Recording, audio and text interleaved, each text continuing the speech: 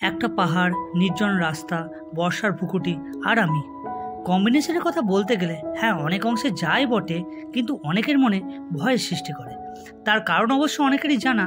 তবে কি জানো, এই কম্বিনেশনগুলো জীবনে অনেক কিছু শিখিয়ে যায় তিক্ত একঘেয়ে কর্পোরেট জীবনের দর কষাকষি থেকে ক্ষণিকের মুক্তি। গত কয়েকদিন আগে এমনই এক নির্জন অজানা এক ভ্রমণের সূচনা করেছিলাম, তবে বেশ হঠাৎই। 12 ঘন্টার মধ্যে প্রায় 22 থেকে 23 কিলোমিটার পাহাড়ের ট্রেক, আবার পরের দিন শ্রান্ত শরীর নিয়ে ফেরা। সেই অভিজ্ঞতায় আজ তোমাদের শোনাবো, যার সূচনা করেছিলাম হাওড়া স্টেশন থেকে। সবাইকে জানাই শুভ সন্ধ্যা। এই মুহূর্তে আমি আছি হাওড়া রেলওয়ে স্টেশনে। 12311 হাওড়া কালকা চণ্ডীগড় কালকা মেল, যেটা এখন নাম হচ্ছে নেতাজি এক্সপ্রেস, সেটা ধরে কিন্তু আমি যাব এই মুহূর্তে একটা জায়গায়, এবং সেই জায়গাটা সম্বন্ধে আগে বলবো। আজ অনেক দিন পরে কিন্তু আজকে ভিডিও করছি। আজকে আমার সাথে আছে আবার সেই সন্তোষদা এবং তার সাথে জয়কানজি। তো আমরা তিনজনেই আজকে যাচ্ছি, এটা আমাদের সেকেন্ড ট্রিপ একসঙ্গে। তো আগে হচ্ছে আমাদের S8 এবং তিনজনের সিট মোটামুটি পড়েছে এখন পাশাপাশি। এখান থেকে ট্রেন ছাড়বে মোটামুটি হচ্ছে 9:55-তে, এবং আমাদের যে যাত্রা হচ্ছে সেটা হচ্ছে পারসনা, এবং তার মিডিলে টোটাল স্টেশন হচ্ছে 5টা। একটা হচ্ছে বর্ধমান, তারপর হচ্ছে দুর্গাপুর, আসানসোল, তারপর হচ্ছে ধানবাদ, NSC বাস ঘুমো, তারপর হচ্ছে পারসনা। তো টোটাল 4 থেকে 4.5 ঘন্টার মধ্যে আমরা পৌঁছে যাব। দেখা যাক কী হয়, যে আজকে ট্রেন লেট করে কিনা। তো 2:30 থেকে 3টের মধ্যে পৌঁছে যায় প্রতিদিন, এই ট্রেনটার রেকর্ড আছে। তো নতুন জায়গা, নতুন ডেস্টিনেশন, দেখা যাক।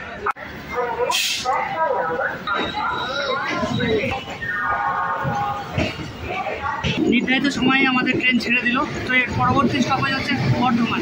তো চলুন একটু খাওয়া দাওয়া করে নেওয়া।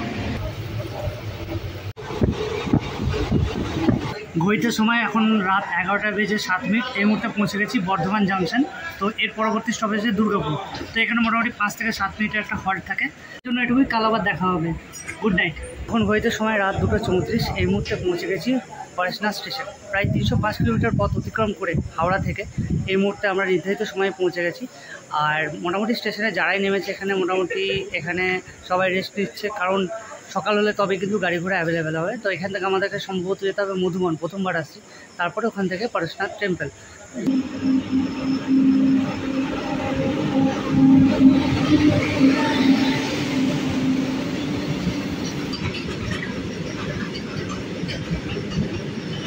এই যে স্টেশনটা সম্বন্ধে একটু বলে দিই। এই স্টেশনটি অবস্থিত হচ্ছে ঝাড়খণ্ড রাজ্যের গিরিডি জেলায়, এবং এই ব্রিটিশ ইন্ডিয়ায় এই অঞ্চলটি ছিল হাজারিবাগের অন্তর্গত। একটা আসছে গঙ্গা সতলুজ, যা ধানবাদ থেকে ফিরোজপুর যায়, আর এদিকে আসছে ইসলামপুর হাটিয়া।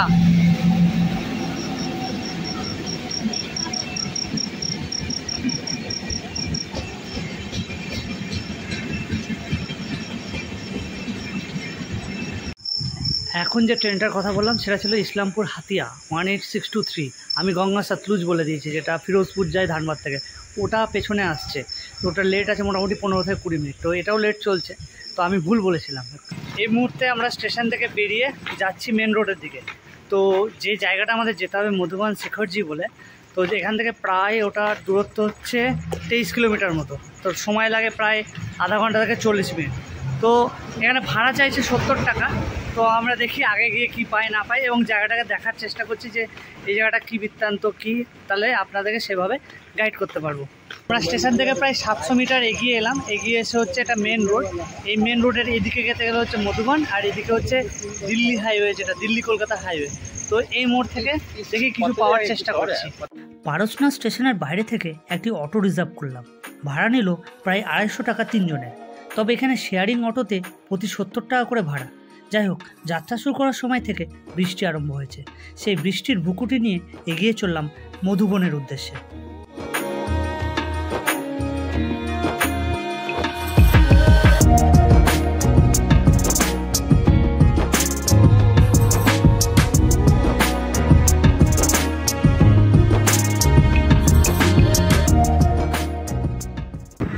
আমরা প্রায় কাছাকাছি পৌঁছে গেছি, আর এই এরিয়াটা থেকে পুরোটাই পুরো জঙ্গল। তো এখন আমরা একটা টোটোতে করে যাচ্ছি, ইলেকট্রিক রিক্সা করে। তো এত ঠান্ডা হাওয়া বইছে এই মুহূর্তে, খুব সুন্দর লাগছে।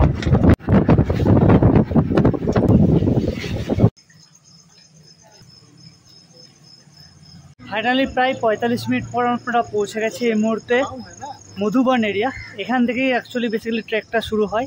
তো সেই কেদারনাথ ট্রেকের কথা মনে পড়ছে যে হঠাৎ করেই পাহাড়ের কোলেটা এতটা উঁচু। তো এখান থেকে মোটামুটি কত কিলোমিটার তো বোঝা যায় না পাহাড়ের মধ্যে, যেটা কেদারনাথে বোঝা যায়নি। তবুও আমরা এখান থেকে ট্রেকটা শুরু করব। তো দেখা যাক।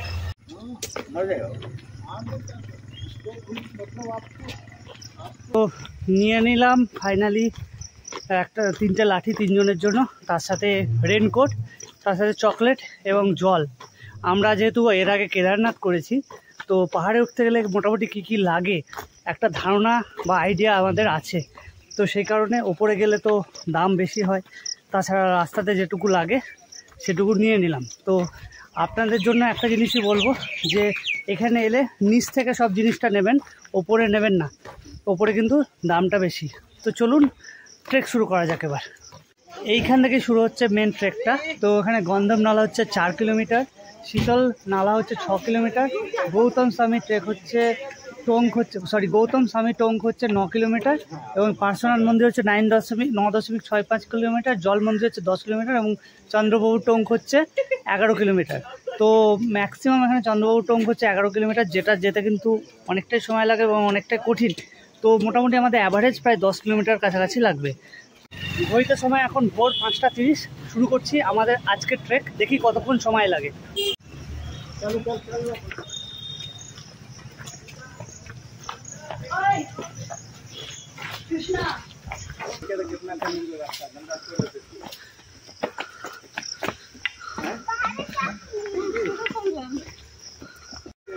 ছোট করে একটা ইনফরমেশন দিয়ে দিই আপনাদেরকে। আমি ভোরবেলার আলো ফোটার জন্য ওয়েট করছিলাম, কিন্তু এখানে ট্রেক শুরু হয় রাত্রিবেলায়, রাত 2টো থেকে।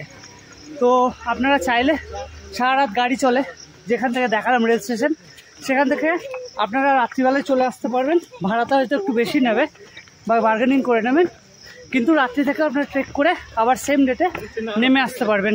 এই নিচে অনেক অজস্র অনেক গেস্ট হাউস, বিভিন্ন ভবন আছে, সেখানেও আপনারা রাত্রিবাস করতে পারেন।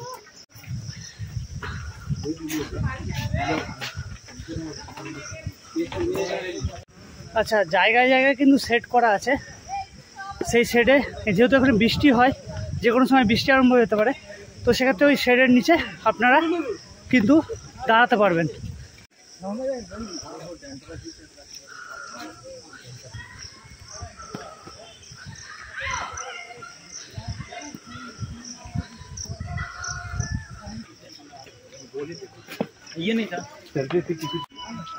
অনেক শর্টকাট আছে, আপনারা চাইলে শর্টকাট দিতে পারেন, কিন্তু আমি রিকমেন্ডেড করব বর্ষাকালে কোনো পাহাড়ি শর্টকাট নেওয়া উচিত নয়। কারণ শর্টকাট নিলেই কিন্তু পাথর পিছলে পড়ে যাওয়ার সম্ভাবনা এবং দুর্ঘটনা ঘটে যাওয়ার সম্ভাবনা বেশি থাকবে। তো একটু লেট হবে ঠিক আছে, কিন্তু রিস্ক নেবেন না কিন্তু।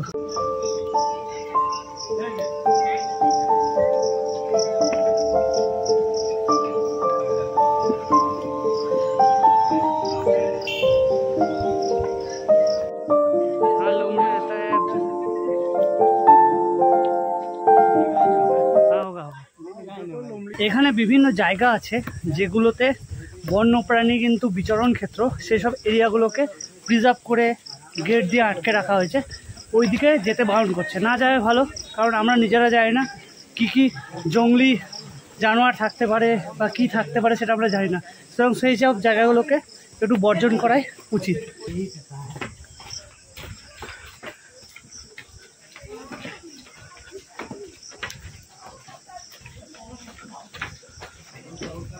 অনেকেই বলবে যে ট্রেক করতে করতে ভিডিও কেন, এমনি যাওয়া যায় না। আমি বলবো এগুলো স্মৃতির পাতায় থেকে যাওয়া ভালো, ডিজিটালি থাকবে। একটা টাইমে এর স্মৃতি কিন্তু আমাদেরকে চালনা করতে পারবো। তো শুধুমাত্র ফিল করো, ভার্চুয়ালি ফিল করো যে এটা কত সুন্দর ওয়েদার, তার সাথে কত সুন্দর লাগছে এরিয়াটা। পুরোপুরি একদম নিশ্চুপ, পাখির ডাক ছাড়া আর কিছু মানুষের কোলাহল ছাড়া আর কিছুই নেই।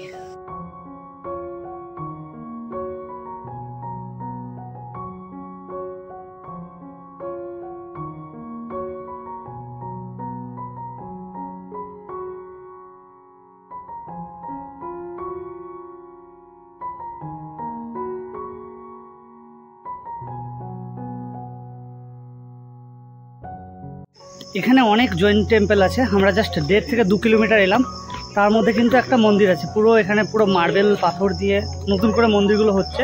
বেসিক্যালি যেহেতু এটা 20 জন তীর্থঙ্কর ছিলেন, আর মেন হচ্ছেন পার্শ্বনাথ বা পরেশনাথ, সেহেতু এখানে জৈন টেম্পল কিন্তু অগুন্তি আছে। তো আমরা একে একে ওপরে যাব এবং দেখব। এবং এখানে প্রচুর বাঙালি কিন্তু ট্রেক করতে আসছে এবং এই মন্দির দর্শন করতে আসছে। আর এত সুন্দর লাগছে, মনে হচ্ছে যেন দার্জিলিংয়ে আছি, যদিও আমি দার্জিলিংয়ে যাইনি, ছবিতে দেখেছি।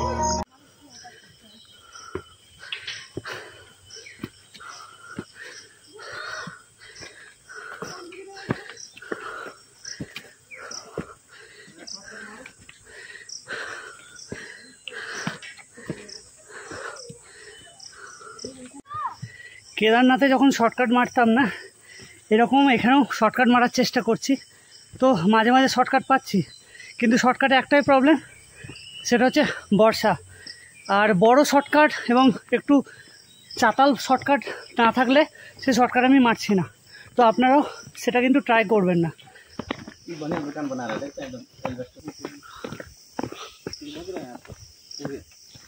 এখন ঘড়িতে সময় 6:45, আর এখান থেকে এখনও দূরত্ব পরেশনাথ মন্দির প্রায় 7 কিলোমিটার। তো পাহাড়ে একটা জিনিস কি, কিলোমিটার বোঝা যায় না যে টোটাল কত কিলোমিটার, তবে আন্দাজ করা যাচ্ছে 10 কিলোমিটার তো বটেই। যদিও বা এটা মানে রাস্তাগুলো প্লেন রাস্তা, কিন্তু কোথাও কোথাও কোথাও কোথাও চড়ায়, কোথাও কোথাও উতরায়। কিন্তু বনের মধ্যে দিয়ে যাচ্ছি, চারিদিকে পাখির আওয়াজ, কিচিরমিচির, শান্ত। লোকজন আছে, বর্ষায় লোকজন আসে, কারণ বর্ষাতেই আরও প্রকৃতি সেজে ওঠে। তো ফাঁকা এরিয়া, অনেকেই যাচ্ছে, ভালো লাগছে, তেষ্টা পাচ্ছে। তো এখনও 7 কিলোমিটার, চলুন যাওয়া যাক।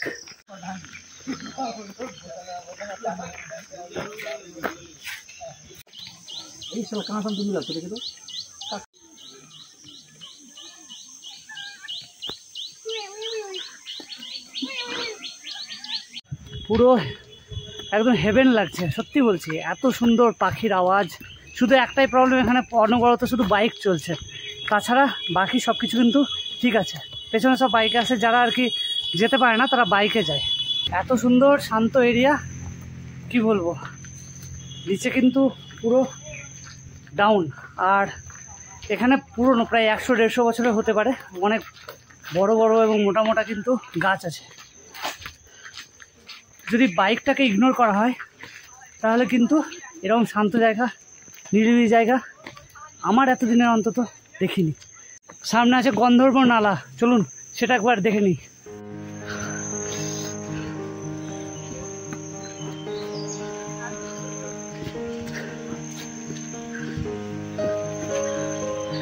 পাহাড়ের জল নালা হিসাবে ঝর্ণা দিয়ে বেরোয়, এটা হচ্ছে গন্ধর্ব নালা। আর বর্ষাকালে তার তো একটা আলাদাই আওয়াজ। হ্যাঁ হ্যাঁ,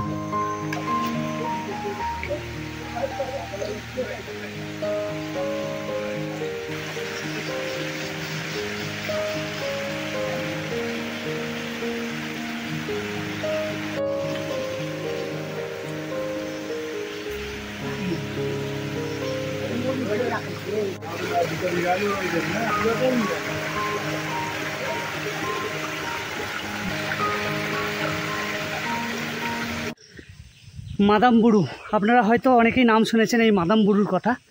এই মাদামবুরু হচ্ছে, কথার অর্থ হচ্ছে, যেটুকু জানি সেটা হচ্ছে মহান পর্বত। তো এই মাদামবুরু অ্যাকচুয়ালি হচ্ছে আদিবাসী বা যারা সাঁওতাল সম্প্রদায় তাদের কিন্তু পূজ্য দেবতা। তো এই মাদামবুরু তারা মানেন, তাদের এই পর্বত হচ্ছে তাদের দেবতা এবং তাদের আরাধ্য করেন। এই মাদামবুরুকে যারা মানেন তারা অযোধ্যা হিলস, যেটা আছে পুরুলিয়া, বা এই পরেশনাথ পাহাড় বা ঝাড়খণ্ডের বিভিন্ন ছোটোখাটো মালভূমি অঞ্চলে কিন্তু এরকম আদিবাসীদের গ্রামে মাদামবুরু পূজিত হন। তো এখানে মাদামবুরুর মন্দির আছে কোথাও, খুঁজে পাচ্ছি না, যদি পাই আপনাদের জানাবো। এই মাদামবুরু নিয়ে অনেক কাহিনী আছে, এবং এই মাদামবুরু এবং এখানে যে জৈন সম্প্রদায়ের পরেশনাথ মন্দির, এই নিয়ে অনেক বিতর্ক আছে। আমি বিতর্কতে ঢুকছি না, বাট আপনারা একবার গুগল করে নেবেন, তাহলে বুঝতে পারবেন কি বিতর্ক ছিল, এবং এই বিতর্ক চলছে। তো চলুন আগে যাওয়া যাক। মাঝে মাঝে শর্টকাট নিচ্ছি।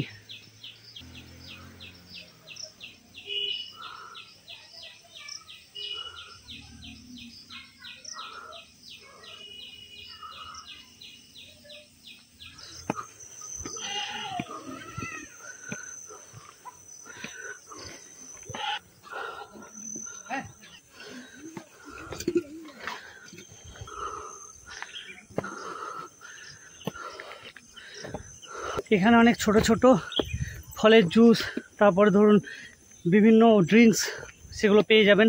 সফট ড্রিঙ্কস যেগুলোতে আপনাদের তেষ্টা মিটবে, তারপর ধরুন ইলেকট্রল পাউডার, এগুলো পেয়ে যাবেন। তো এরকম ছোটো ছোটো দোকান করা থাকবে, আর এইসব দোকান থেকে আপনার একটু দাম বেশি নেবে, কিন্তু আপনি পেয়ে যাবেন।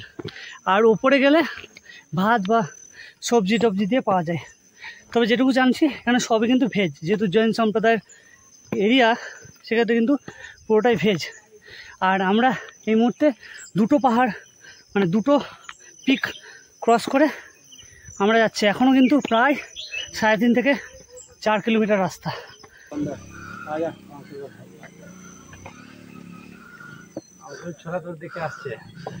সিঁড়ি দিয়ে কখনো বাইক চড়া দেখেছেন? এখানে সিঁড়ি দিয়ে পুরো বাইক নিয়ে চলে যাচ্ছে। আমাদের দিকে কোনোদিন দেখিনি যে পাহাড়ে সিঁড়ি দিয়ে বাইক নিয়ে যাচ্ছে। চলুন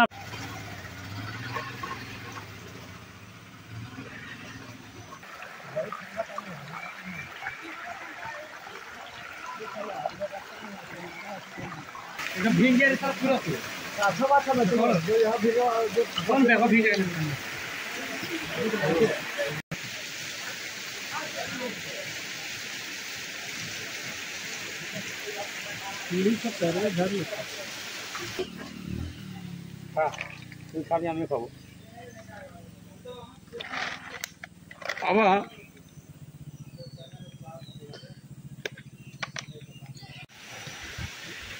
শীতল নালা ক্রস করে আমাদের যেতে হবে সিঁড়ি ভেঙে ওপরে উঠতে হবে। তো আমাদের যেতে হবে আরও উপরে সিঁড়ি ভেঙে। তো আগের সিঁড়িগুলোতে অবস্থা খারাপ করে দিয়েছিল মিডিলে, আর সিঁড়ি দিয়ে বাইক চলে যাচ্ছে, এটা হচ্ছে সবচেয়ে বড় জিনিস। তো চলুন যাই। এখনও প্রায় 4 কিলোমিটার। আমরা যাত্রা শুরু করেছি সকাল 5টায়, এখন সময় হচ্ছে 9টা, প্রায় 4 ঘন্টা হয়ে গেল।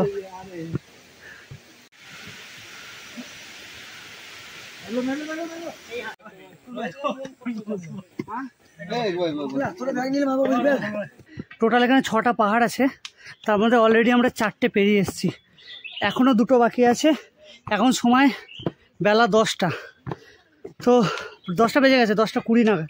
তো আমরা 5টায় শুরু করেছি ট্রেক করা, এখন প্রায় 5.5 ঘন্টা থেকে 6 ঘন্টা হতে চলেছে। এখনও 2 থেকে 2.5 কিলোমিটার রাস্তা, পুরোটাই সিঁড়ি।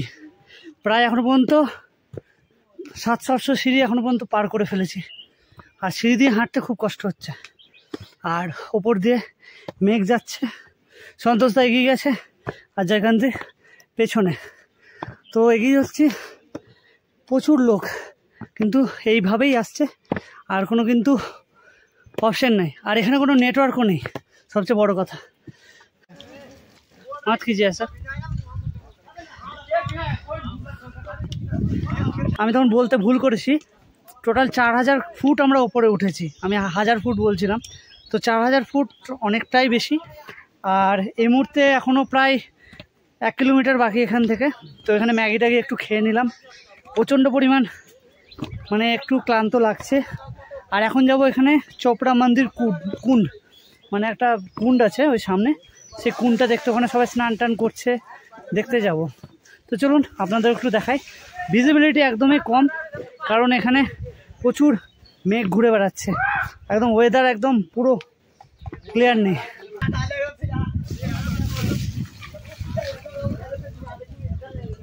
मंदिर कहाँ है उधर?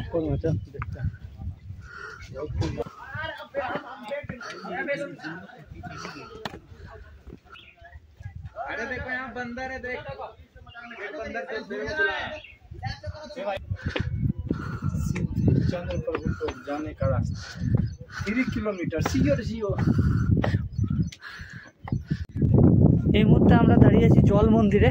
এখানে ভিজিবিলিটি একদমই লো, আর একদম পাহাড়ের চূড়া তো। আর এখান থেকে জল মন্দির মানে এখান থেকে হচ্ছে চন্দ্রপুকুর টঙ্ক হচ্ছে 3 কিলোমিটার, আর এখান থেকে যে পরেশনাথ টেম্পল সেটা হচ্ছে প্রায় 1 কিলোমিটার। তো এখন প্রায় আধা ঘন্টা থেকে 40 মিনিট লাগবে। তো আমরা যাব হচ্ছে, আমার ডান দিকে গেলে হচ্ছে পরেশনাথ টেম্পল, আর বাঁ দিকে হচ্ছে চন্দ্রপুকুর টঙ্ক। তো চন্দ্রপুকুর টঙ্ক যাবো না, গেলে ওই দিক থেকে ফেরাটা একটু মুশকিল হয়ে যাবে। তো আমরা পরেশনাথ টেম্পল পর্যন্ত গিয়ে ওখানে দর্শন করে তারপর খাবার দাবার খেয়ে ওইদিকে যাব। তো ভিজিবিলিটি কম বলে একটু বানিয়ে নেবেন। তো চলুন যাওয়া যাক।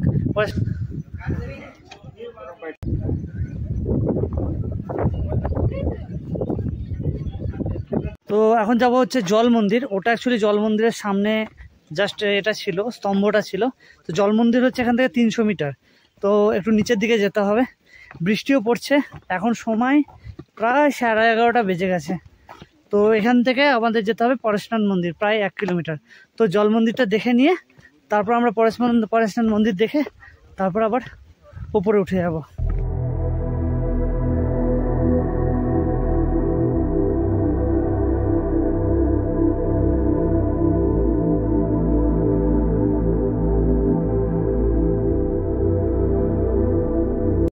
তো আমরা এই মুহূর্তে জল মন্দির দেখে নিলাম। তো জল মন্দিরের ভিজিবিলিটি একদমই ক্লিয়ার নাই, কারণ এক্ষুনি বৃষ্টি হয়ে গেল, আর যে কোনো সময় এখানে বৃষ্টি নেমে যাচ্ছে। আর এবার যাচ্ছে আমরা পরেশনাথ মন্দির। তো এটাও এখান থেকে প্রায় 1 কিলোমিটার। এখন বাজছে বেলা 12টা, 1টার মধ্যে হয়তো পৌঁছে যাব। তো দেখা যাক ওখানেও। তো সারা রাস্তা বৃষ্টি হলো না, জাস্ট মন্দিরের কাছাকাছি এলাম, মুষলধারে বৃষ্টি। তো যেটুকু ভিজিবিলিটি হচ্ছে সেটা থেকে দেখানোর আপনাদের চেষ্টা করছি। আবারও রাস্তায় বৃষ্টি। তো এখন যাচ্ছি পার্শ্বনাথ টেম্পল, এখান থেকে 1.4 কিলোমিটার। প্রচণ্ড বৃষ্টি, আর এক্ষুনি একজন তীর্থঙ্কর ছিলেন, ওনার সমাধি এখানে। সমাধি মিন্স এখানে মোক্ষ লাভ করেছিলেন। তো 16 নম্বর আমরা টঙ্ক ক্রস করলাম। এরকম প্রত্যেকটা পাহাড়ে একটা করে টঙ্ক আছে। তো আমরা এবার মেন যে টঙ্ক পার্শ্বনাথ মন্দির সেদিকে যাচ্ছি। প্রচণ্ড বৃষ্টি পড়ছে। তো বৃষ্টিটা ভালোও লাগছে, কিন্তু এই রেনকোট পরে থাকতে হচ্ছে সবসময়। এখন মেঘ চলে আসছে, বৃষ্টি হচ্ছে হুট করে, আবার সঙ্গে সঙ্গে বৃষ্টি কমে যাচ্ছে। তো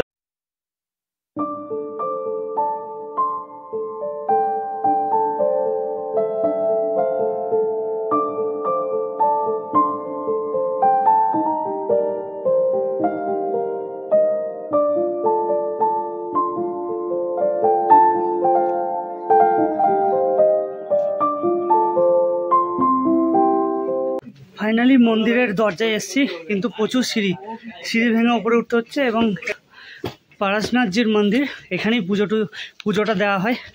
তো পুজোর ক্ষেত্রে এখানে নারকেল, তারপরে চাল, এটা দিয়ে পুজো হচ্ছে সাধারণত।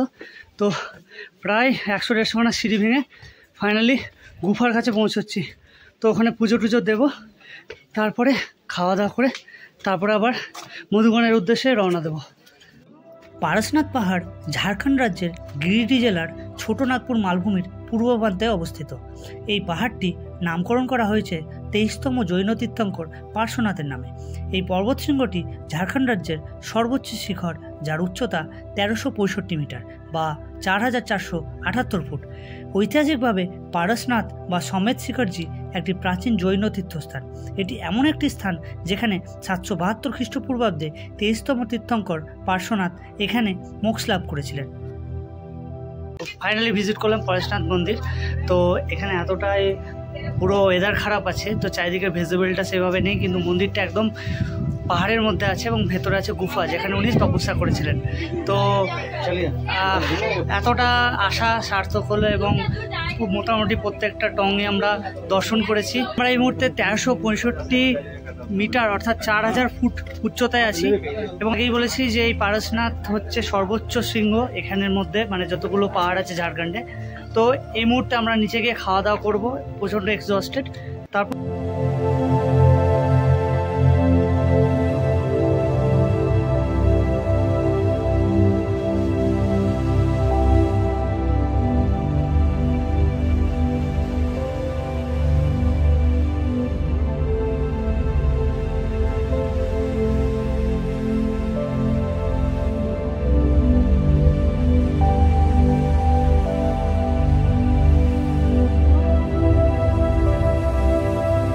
আপনাদেরকে একটা ছোট্ট করে টিপস দিই, যেটা আমাদের সঙ্গে হয়েছে। সেটা হচ্ছে এখানে যে 24 তীর্থঙ্কর যারা আছেন তাদের যদি প্রত্যেককে ঘুরতে হয়, মানে দেখতে হয়, মানে আপনি যদি দর্শন করতে চান, সেক্ষেত্রে কিন্তু আপনি ওই শীতল নালা আছে সেখান থেকে সোজা চলে যেতে পারবেন। এবং ওই দিক হয়ে, যেমন আমরা জল মন্দির হয়ে প্রত্যেকটা তীর্থঙ্কর হয়ে আলটিমেটলি একদম পিক ও হাই পিক হয়ে একদম আলটিমেটলি তারপর আমরা পার্শ্বনাথ মন্দির গিয়েছিলাম। এটা প্রায় অনেক ঘোরা, প্রায় 13 কিলোমিটার 14 কিলোমিটার রাস্তা, একদম ওপরে সিঁড়ি দিয়ে। আর একটা যেটা রাস্তা আছে সেটা হচ্ছে শীতল নালার পাশ দিয়ে একটা রাস্তা চলে আসে, যেটা বাইকে করে যাওয়া যায় এবং ওটা হেলিপ্যাডের পাশ দিয়ে যাবে এবং সিআরপিএফ ক্যাম্প আছে তার পাশ দিয়ে। তো সেটা দিয়ে গেলে কিন্তু আপনি ডাইরেক্ট যে পারশনাথ মন্দির, সেই মন্দির কিন্তু দর্শন করতে পারবেন খুব কম সময়। দিনের আলো থাকতে থাকতেই আমাদের পৌঁছতে হবে নিচে, তাই ভিডিও না করে হাঁটতে লাগলাম আমাদের গন্তব্যের উদ্দেশ্যে এবং প্রায় 4.5 ঘন্টা পর পৌঁছে গেলাম পারশনাথ স্টেশন এবং সেখানে দেখলাম অঝোরে বৃষ্টি হচ্ছে এবং এই বৃষ্টির মধ্যে দিয়েই আজ আমরা শেষ করছি আমাদের আজকের এই গল্প।